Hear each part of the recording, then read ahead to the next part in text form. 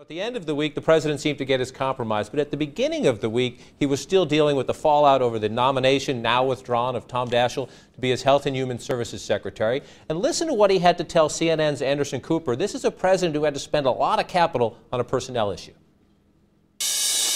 I think this was a mistake. I think I screwed up, and I take responsibility for it, and we're going to make sure we fix it so it doesn't happen again.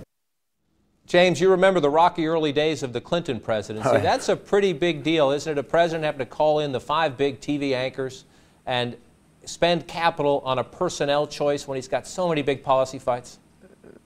Well, I mean, I think he did it pretty good. I think this week for him was a little opposite of March. I think he came in on Monday he was a lamb, and by Friday he was like a lion. He got his feet back. But you're right, it did cause him some problems. The way Washington works is he got wrapped up in this, but I think that Senator Daschle made the right decision by taking his name out. And he did something that very few presidents do. He got out front of his thing and said he messed up. But, one of the things we got to realize, he's not been in office for 3 weeks. They're going to announce a complete revampment of the way we're doing the banking here on Monday. Their stimulus packages are all but done. They got the S-chip thing done. They got all of the stuff on Gitmo done. They've dispatched envoys to the Middle East, to Pakistan. I mean, we're not 3 weeks away. And if you look back, there's actually a lot of stuff that this administration's gotten done in a very short period of time. And I think he ended the week on a pretty good note here. Well, Ed, jump in on that point. We learn a lot from new presidents in their early days, and we still don't know a lot about this president, especially when it comes to executive leadership style, because he came out of the United States Senate. What have we learned? Well, what we've learned and what he's learned is you get a big house when you get the job, a big office, a big plane. You got to go up to Camp David this weekend, and you get to sit in the presidential box. With those perks comes the toughest job in history. He's there at the toughest time, probably, than any modern president has had. And I think to a certain extent, he's got to fight with his own party. He's got to fight with Republicans. The era of bipartisanship has been over for about 30 years at least.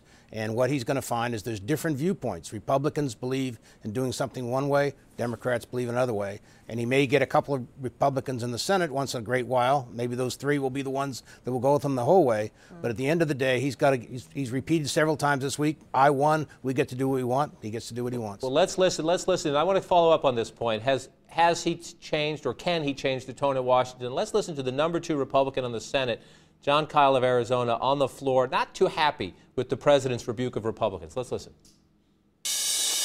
Discussing with the American people his approach to the stimulus of our economy, he's first really used some dangerous words, I would say. So it seems to me that the president is rather casually throwing out some careless language.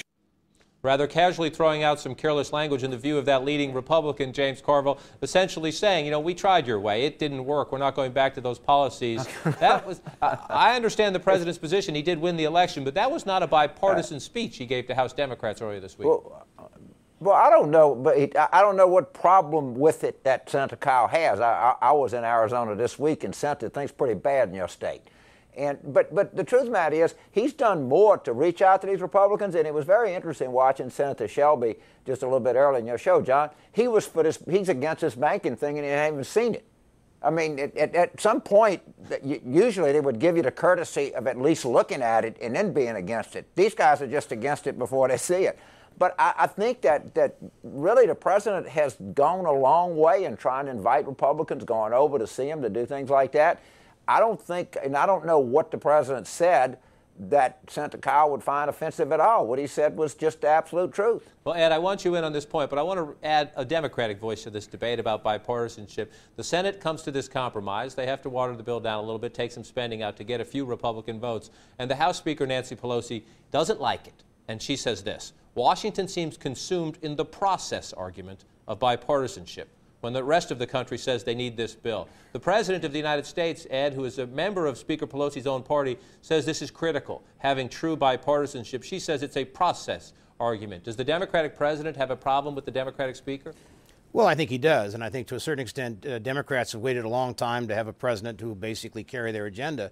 But even more important, they're ready to move their own agenda forward. And this is Chairman Obie, Nancy Pelosi.